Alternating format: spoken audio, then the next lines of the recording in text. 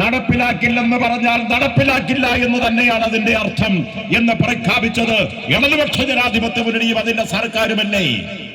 എങ്ങനെയാണ് ലീഗ് നേതൃത്വമേ പിണറായി വിജയന്റെ നേതൃത്വത്തിലുള്ള ഇടതുപക്ഷ ഗവൺമെന്റ്, ഇടതുപക്ഷ ജനാധിപത്യ മുന്നണി ന്യൂനപക്ഷ വിരുദ്ധമാകുന്നത്? സമാധാനം കിട്ടിയേ മതിയാകൂ. ഞങ്ങൾ ഈ നാട്ടിൽ പറയിപ്പിക്കും സമാധാനം ഈ തെരഞ്ഞെടുപ്പിലൂടെ. ആ ഒരു സംശയവും ആർക്കും വേണ്ട. പലസ്തീന്റെ വിഷയം വന്നപ്പോ ലോകത്തെമ്പാടുമുള്ള മുസ്ലിങ്ങളെ ശത്രുക്കളായി പ്രഖ്യാപിച്ചത് എന്തെല്ലാം ആക്രോശങ്ങളാണ് സംഘപരിവാരും അവരുടെ കൂട്ടാളികളും ഇന്ത്യയിലും ഇന്ത്യക്ക് പുറത്തുമെല്ലാം നടത്തിയത്. എവിടെ പോയി മുസ്ലിം ലീഗ്? അന്ന് കോൺഗ്രസ് എവിടെയായിരുന്നു? ഇടതുപക്ഷ ജനാധിപത്യ മുന്നണിയല്ലേ ശക്തമായി അതിനെതിരായി നിലപാട് സ്വീകരിച്ചത്? അല്ലേ? ഇന്നിപ്പോ വോട്ടർ പട്ടികയിൽ തീവ്ര പരിശോധന. ഇത് പൗരത്വം ഭേദഗതി നടപ്പിലാക്കുന്നതിന്റെ ഭാഗമായിട്ട് തന്നെയാണ് പല രൂപത്തിലും മുസ്ലിങ്ങളെ ആട്ടിയോടിക്കുന്നതിന് വേണ്ടിയിട്ടുള്ള, പുറത്താക്കുന്നതിന് വേണ്ടിയിട്ടുള്ള നടപടിയുടെ ഭാഗമാണിതെല്ലാം. ഇത് മനസ്സിലാക്കി ആർജവത്തോടെ ഇടതുപക്ഷ ജനാധിപത്യ മുന്നണി ഒരു കാര്യം തീരുമാനമെടുത്തു. ഗവൺമെന്റ് പ്രഖ്യാപിച്ചു. എന്താ പ്രഖ്യാപിച്ചത്? നിങ്ങൾ ഇതെല്ലാം കൊണ്ടുവന്നാലും കേരളത്തിലെ മുസ്ലിങ്ങളെയും ക്രിസ്ത്യാനികളെയും ഹിന്ദുക്കളെയും നാനാജാതി മതസ്ഥരായ കേരളത്തിലെ ഓരോ മനുഷ്യരെയും ഞങ്ങൾ ചേർത്ത് പിടിക്കും. അവർ ഈ നാടിന്റെ മക്കളാണ്. അവർക്ക് ഞങ്ങൾ സംസ്ഥാന നിയമസഭ പാസാക്കിയിട്ട് നാറ്റിവിറ്റി കാർഡ്, കേരളത്തിന്റെ പൗരത്വം ഞങ്ങൾ കൊടുക്കണോ? അങ്ങനെ ഒരു ആർജവത്തോടെ നിലപാട് സ്വീകരിച്ച ഏത് ഗവൺമെന്റ് ഉണ്ട് ഈ രാജ്യത്ത്? കേരളത്തിലെ ഇടതുപക്ഷമല്ലാതെ വേറെ ആരെങ്കിലും ഉണ്ടോ?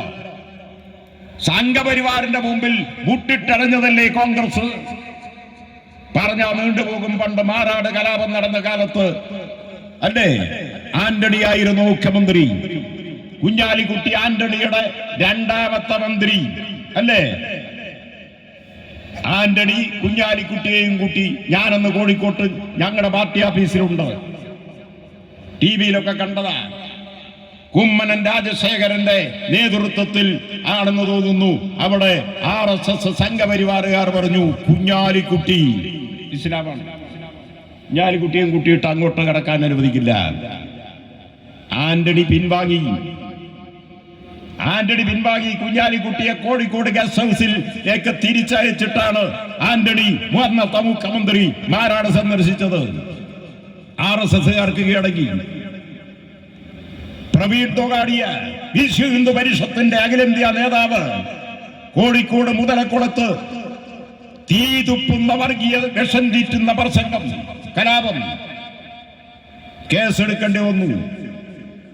പിന്നീട് കേസ് പിൻവലിച്ച് തൊഗാഡിയക്ക് കീഴടങ്ങി.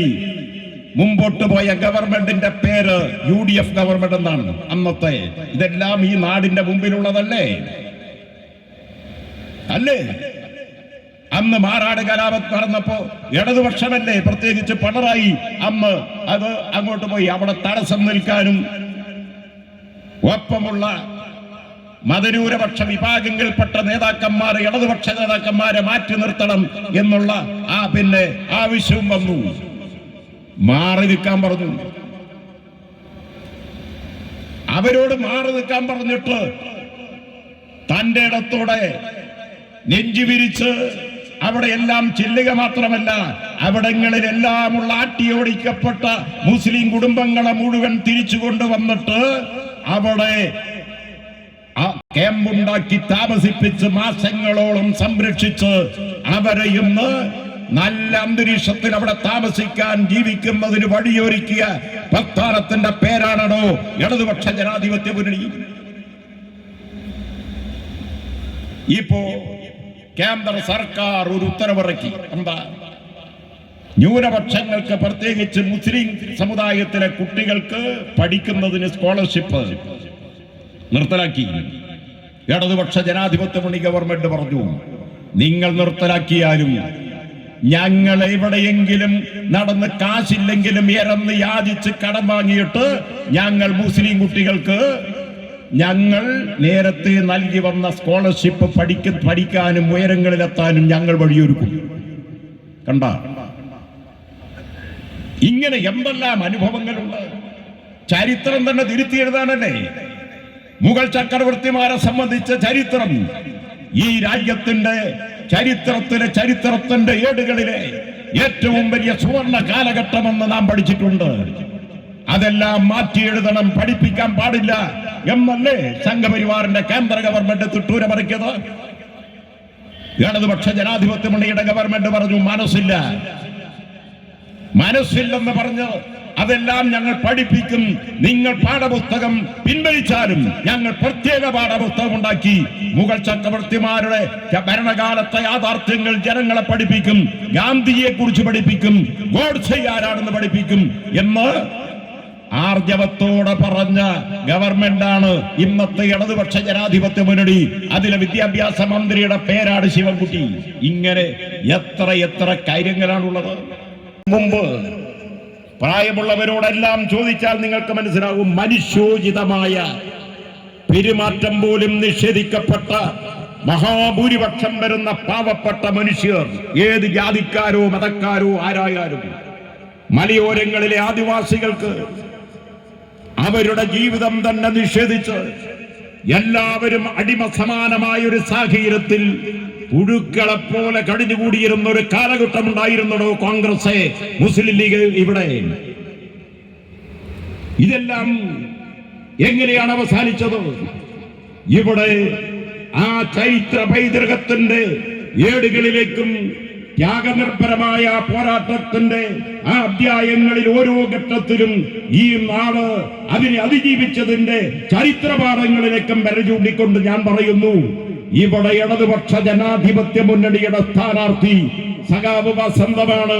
പക്ഷേ ഈ കൺവെൻഷനിൽ ഞാൻ പ്രഖ്യാപിക്കാൻ ആഗ്രഹിക്കുന്നു, ഇവിടത്തെ സ്ഥാനാർത്ഥി 15 രക്തസാക്ഷികളാണ്. ഈ നാട് അംഗീകരിക്കുമെന്ന് ഉത്തമമായ ബോധ്യത്തോടു കൂടിയാണ് ഞാൻ പറയുന്നത്. ഞാനിത് പറയുമ്പോൾ എന്റെ മുമ്പിൽ ഉയർന്നു വരുന്നത് 15 രക്തസാക്ഷികളുടെ ചിത്രമാണ്, അവരുടെ ഓർമ്മകളാണ്. അവരുടെ രക്തസാക്ഷിത്വത്തിലൂടെ ഈ നാട് കൈവരിച്ച മാറ്റമാണ് ഇന്നത്തെ നാദാപുരത്തിന്റെ അഭിമാനം.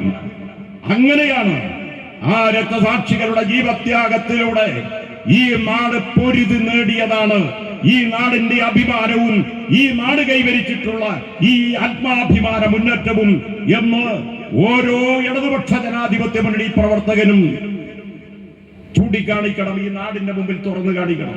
ഇത് മാത്രമല്ല, ഈ നാടിനെ ഇന്നത്തെ നിലയിലേക്ക് മാറ്റിയെടുക്കുന്നതിന് ജീവിതം മുഴുവൻ സമർപ്പിച്ച് പൊരുതിയിട്ടുള്ള മഹാരഥന്മാരായ നേതാക്കന്മാർ, അവരിന്ന് പലരും നമ്മോടൊപ്പമില്ല. അതിലൊക്കെ പങ്കാളികളായിട്ടുള്ള പ്രായം തന്നവർ ജീവിതത്തിന്റെ സായാഹ്നത്തിലെത്തിയിട്ടില്ലെങ്കിലും അത് അനുഭവ സമ്പന്നരായ പഴയതുപോലെ ഓടി നടക്കാനും പോരാട്ടത്തിന്റെ മുന്നിൽ നിൽക്കാനും ആരോഗ്യത്തിന്റെ പ്രശ്നം കൊണ്ട് കഴിയാത്ത ഒരുപാട് ആളുകൾ ഇവിടെ ഈ സദസ്സിലിരിക്കുന്നുണ്ട്. അവരുടെ എല്ലാം വലിയ പോരാട്ടത്തിന്റെയും ഇടപെടലിന്റെയും ഭാഗമായിട്ടാണ് ഈ നാദാപുരം ഇന്നത്തെ നിലയിലെത്തിയത്. ഓരോ മനുഷ്യരും സ്ഥാനാർത്ഥിയായിട്ട് മുന്നോട്ട് വരണം. പ്രത്യേകിച്ച് ആ പോരാട്ടങ്ങളിലെല്ലാം ചരിത്രത്തിൽ ഇന്നോളം പൊരുതി മുന്നേറിയിട്ടുള്ളവർ വീട്ടമ്മമാരാണ്, പാവപ്പെട്ട സ്ത്രീകളാണ്, ആ ഓരോ വനിതകളുമാണ് ഇവിടെ സ്ഥാനാർത്ഥി. സഖാവ് വസന്തം നമ്മുടെ ഒരു പ്രീതി മാത്രമാണ്. അവർക്ക് ഈ നാടുമായിട്ടുള്ള ആത്മബന്ധം ചെറുതൊന്നുമല്ല.